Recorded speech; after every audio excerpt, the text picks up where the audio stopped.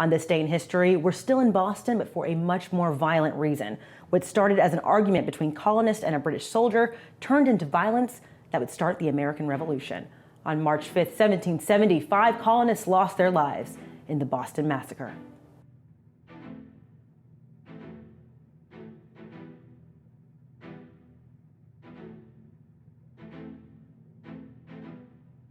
Tensions were high between the colonists and the British in 1770.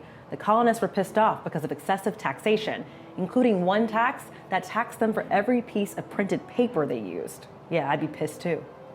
Boston was a city on the brink. So when Private Hugh White was defending the customs house alone and was bothered by a group of colonists who started to taunt him, it was only a matter of time until things escalated. He was taking the taunting for a while and then hit one of the men with the butt of his gun.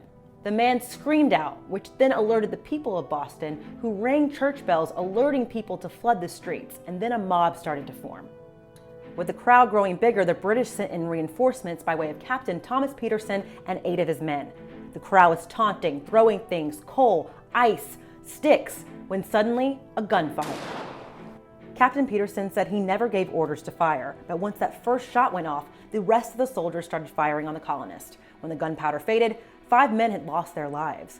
Crispus Attucks, a mixed-race man, was the first to die and is recognized as the first man to die in the American Revolution. Peterson and his men were arrested, but then the propaganda started. Sam Adams and John Hancock started stirring up anti-British sentiment. And in fact, Paul Revere created an engraving showing the British as the instigators and not the colonists, which was not the truth. Yet the person who defended the British in court, future President of the United States, John Adams, he didn't support the British, but he believed that every man deserves a fair trial.